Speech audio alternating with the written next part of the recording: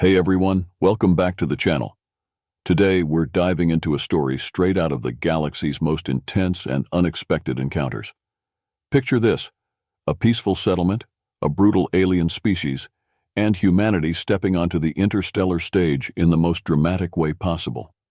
This is the story of the Kalu-Kamsku's first encounter with humans, a tale of surprise, conflict, and the fierce resilience that defines our species. Buckle up, because this is deadly humans. And if you're new here, make sure to hit that subscribe button so you never miss an epic story from the cosmos. As it happened, it was the Kalu-Kamsku who encountered humans first, and being the Kalu-Kamsku, they immediately attacked. This was unwise. Our galaxy is a big place and has only a handful of sentient species capable of interstellar flight. Yes, foremost of whom are we, the Amia.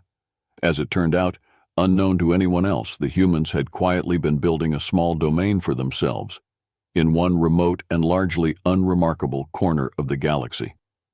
Nothing major, just a few dozen colonies in the systems closest to their home star. But the important thing is, they had no idea that the Kalu-Kamsku existed, or any other sentient species for that matter. One would think, therefore, that in a first encounter between a species as aggressive, aggressive is the wrong word, say, uncompromising, as the Kalu-Kamsku and humans, a relatively primitive race who moreover had no idea the Kalu-Kamsku existed and certainly had no experience in dealing with them, that the humans would come off worse. This was not the case. Why? I'm explaining why, impatient fledgling. Now pay attention, because here is the history lesson, and a valuable lesson it is.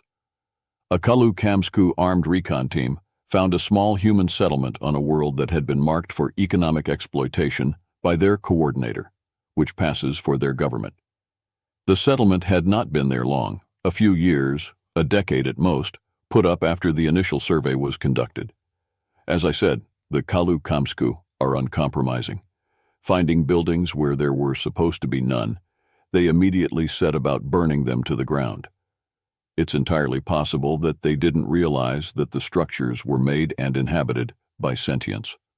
Semi-telepathic species are often like that. In the case of the Kalu-Kamsku, thoughts can be transmitted by pheromones, not good with theory of mind, since they already know the thoughts of other members of their species, and therefore have no need to extrapolate. Thus, they aren't very good at recognizing sentience in alien species. I digress. I was saying that they burnt the human settlement to the ground. Well, they tried to at least, but they didn't get very far.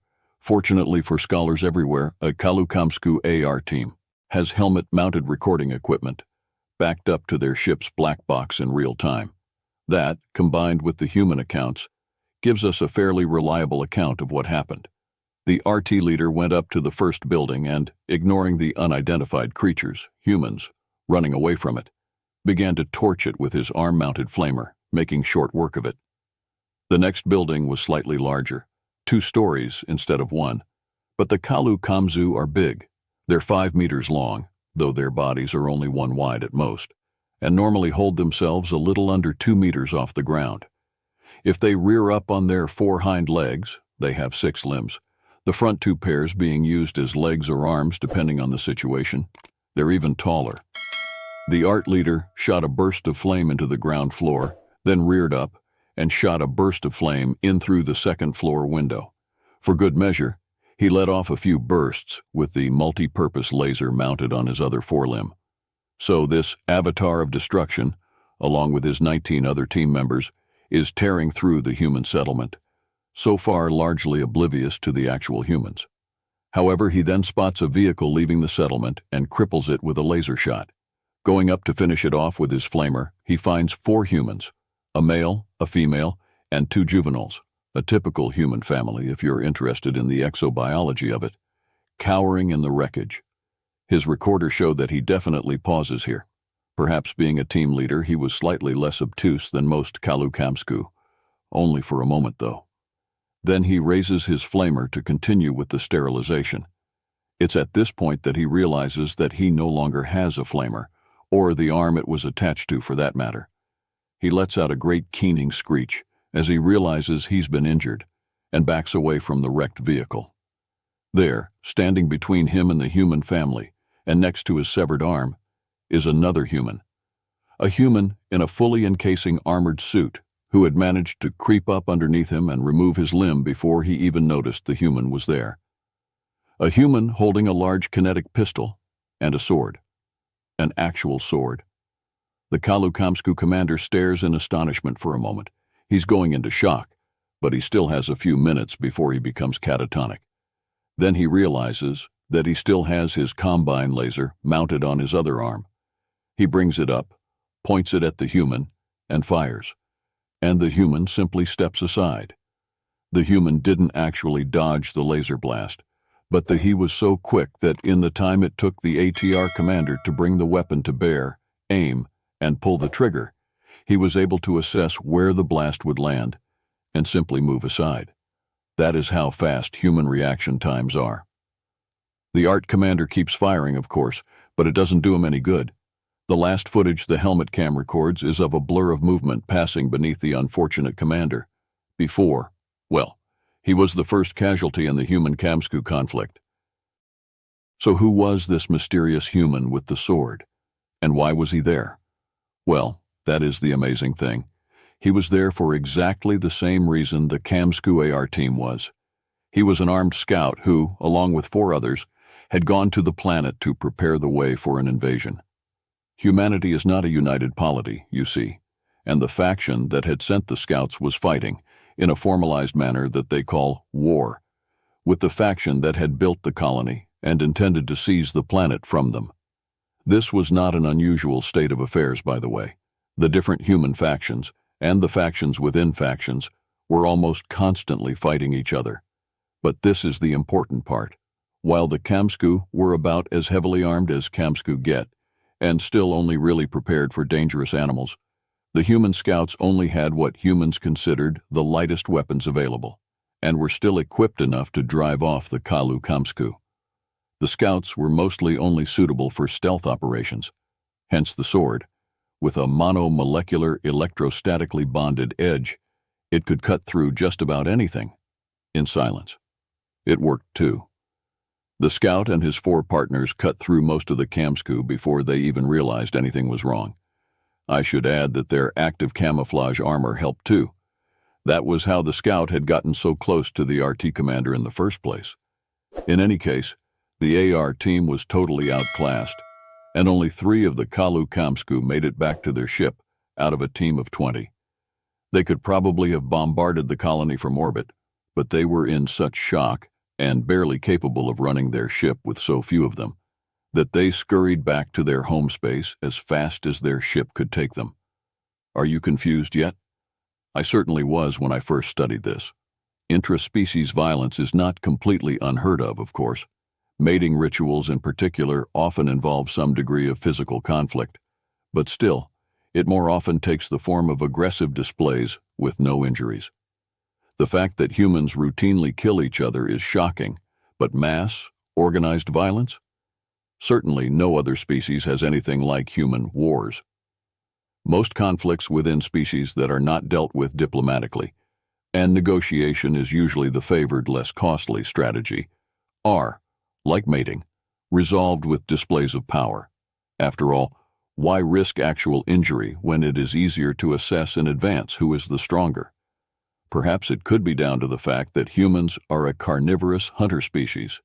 That is very unusual. Complex societies usually evolve from herd species, or flock in our case, which generally means that they were nearer the bottom end of the food chain when they evolved, and are probably herbivores. This holds true for most sentient species in the galaxy. We Amia subsist mainly on rich fruits found in the high canopy, where our flocks were hunted by geohawks in the infancy of our race.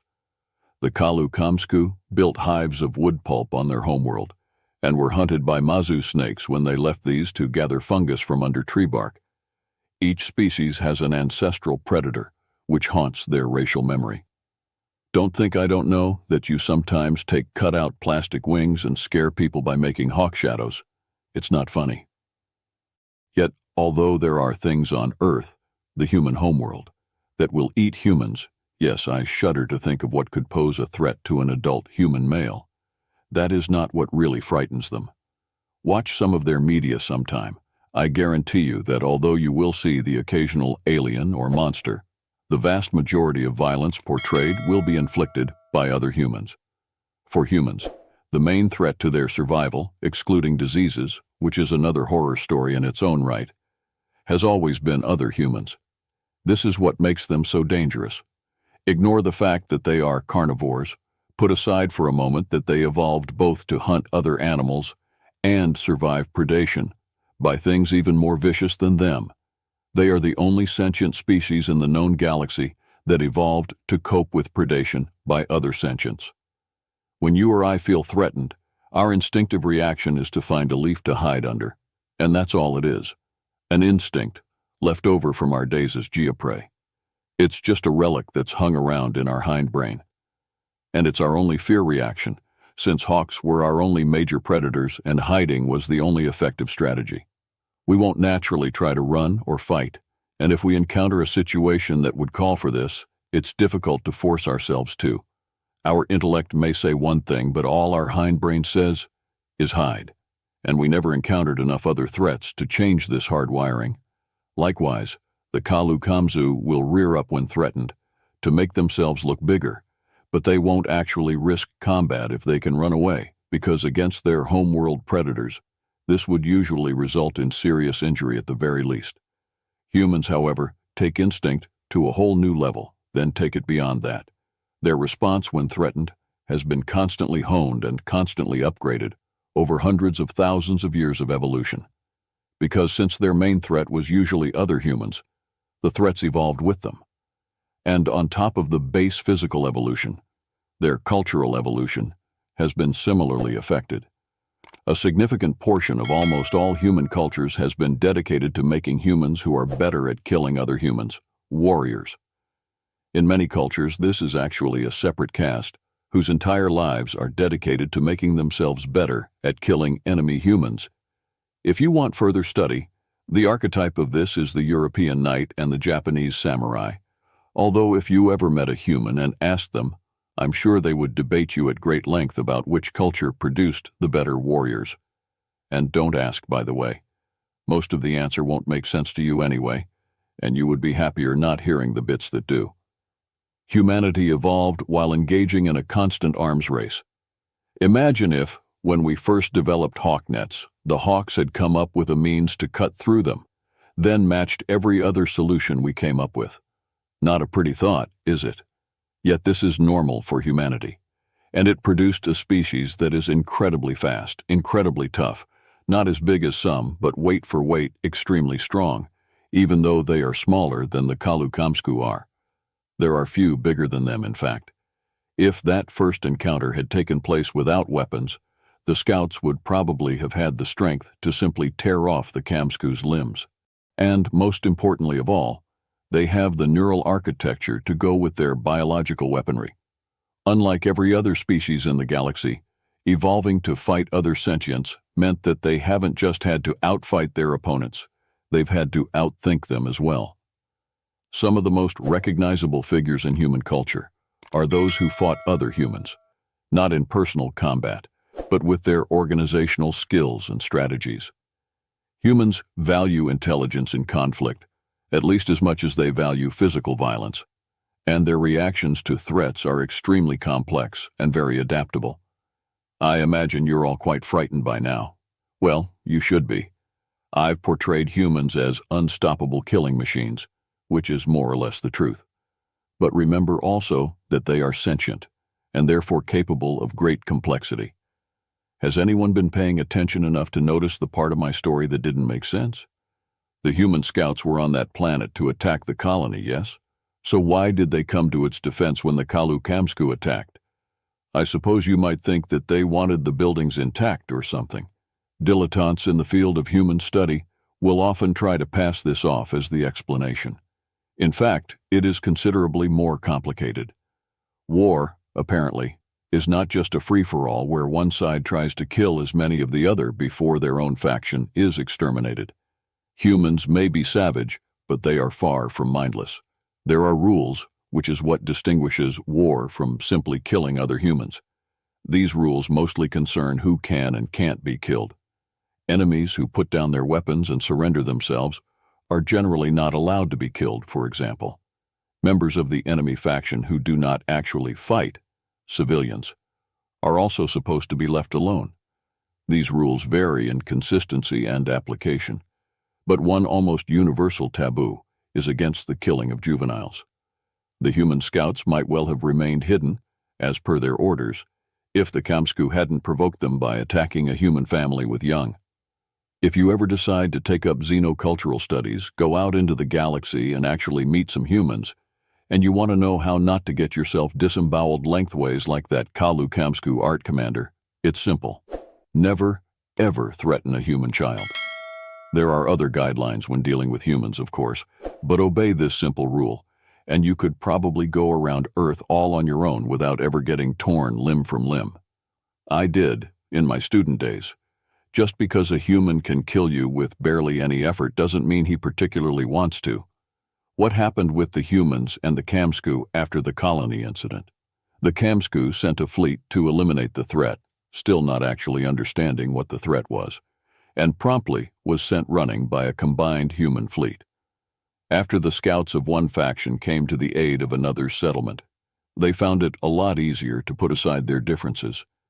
The surveillance footage taken by the scouts of horrifying alien monsters helped as well. In fact, all human factions united against the aliens. Although the human ships were less technologically sophisticated, they had far more ships built specifically for combat, and the complex tactical maneuvers of humans' fleets used to fighting. Space battles with each other were no match for Kamsku's strategy, which was simply advance and shoot. What few ground engagements there were usually ended as massacres. Remember, the scout team that wiped out 4 times their number of Kamsku were lightly armed by human standards.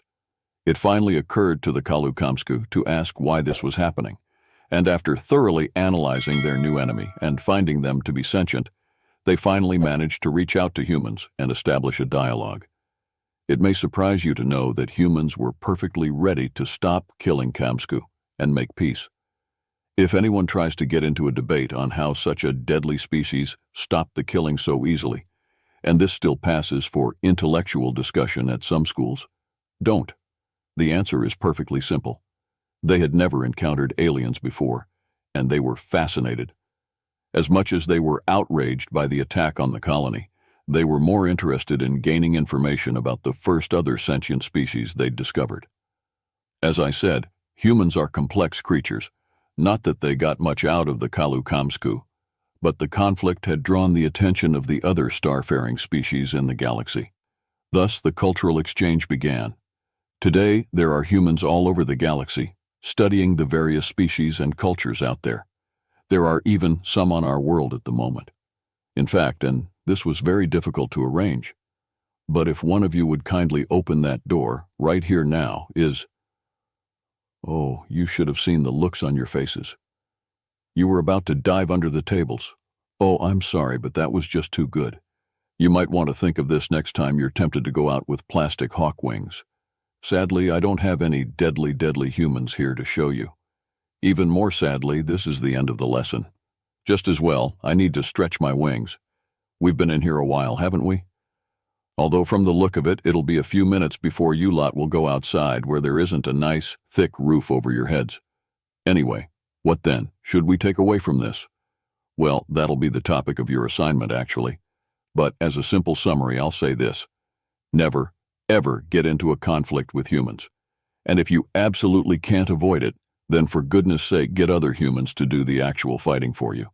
It's what they were made for, after all. And there you have it, folks. The incredible and somewhat terrifying first encounter between humans and the Kalu Kamsku. It's a powerful reminder of just how formidable humanity can be, even in the vast expanse of the galaxy. If you enjoyed this story, don't forget to like, comment, and subscribe for more deep dives into the most fascinating tales from our universe. Until next time, stay curious and keep exploring. This has been Deadly Humans, signing off.